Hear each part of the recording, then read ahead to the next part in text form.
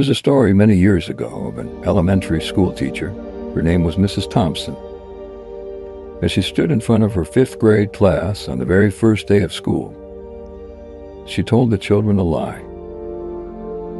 Like most teachers, she looked at her students and said that she loved them all the same.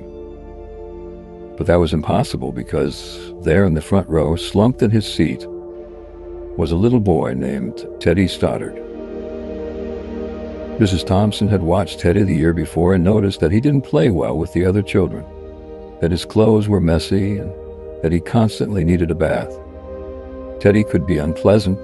At the school where Mrs. Thompson taught, she was required to review each child's past records, and she put Teddy's off until last. However, when she reviewed his file, she was in for a surprise. Teddy's first grade teacher wrote, "Teddy is a bright child with a ready laugh. He does his work neatly and he has good manners. He's a joy to be around." His second grade teacher wrote, "Teddy's an excellent student, well liked by his classmates. But he's troubled because his mother has a terminal illness and life at home must be a struggle." His third grade teacher wrote, "His mother's death has been hard on him.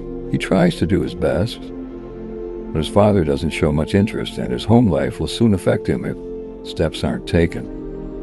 Teddy's fourth grade teacher wrote, "Teddy's withdrawn and doesn't show up much interest in school. He doesn't have many friends and sometimes he even sleeps in class."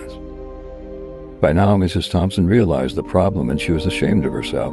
She felt even worse when her students brought her Christmas presents wrapped in beautiful ribbons and bright paper, except for Teddy's. His present was clumsily wrapped, heavy brown paper that he got from the grocery bag. Mrs. Thompson took pains to open it in the middle of the other presents. Some of the children started to laugh when she found a rhinestone bracelet with some of the stones missing and a bottle that was 1/4 full of perfume. But she stifled her children's laughter when she explained how pretty the bracelet was, putting it on and dabbing some of the perfume on her wrist. Teddy Stoddard stayed after school that day just long enough to say, "Mrs. Thompson, today you smell just like my mom used to." After the children left, she cried for at least an hour. On the very day, she quit teaching reading, writing, and arithmetic, and instead, she began to teach children. Mrs. Thompson paid particular attention to Teddy. As she worked with him and his mind seemed to come alive, the more she encouraged him, the faster he responded. By the end of the year, Teddy had become one of the smartest children in the class, became one of her teacher's pets. A year later, she found a note under the door from Teddy, telling her that she was still the best teacher he ever had in his whole life. 6 years went by before she got another note from Teddy.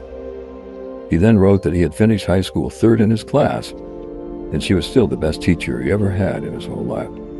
4 years after that, she got another letter saying that while things had been tough at times, he stayed in school and stuck with it. It would soon graduate from college with the highest of honors. He assured Mrs. Thompson that she was still the very best and favorite teacher he ever had in his whole life. Then 4 more years passed and yet another letter came. This time he explained that after he got his bachelor's degree, he decided to go a little further.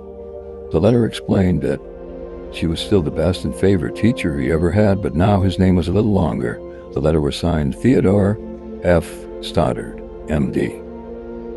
But the story doesn't end there. You see, there was yet another letter that spring. Teddy said he'd met this girl and was going to be married. He explained that his father had died a couple of years ago, and he was wondering if Mrs. Thompson might agree to sit in the place at the wedding that was usually reserved for the mother of the groom. Of course, Mrs. Thompson did, and guess what? She wore that bracelet, the one with the several rhinestones missing, and she made sure she was wearing the perfume that Teddy remembered his mother wearing on their last Christmas together. They hugged each other, and Dr. Stoddard whispered in Mrs. Thompson's ear, "Thank you so much for making me feel important and showing me that I could make a difference." Mrs. Thompson came with tears in her eyes and whispered back, "Teddy, you have it all wrong. You were the one who taught me that I could make a difference. I didn't know how to teach until I met you."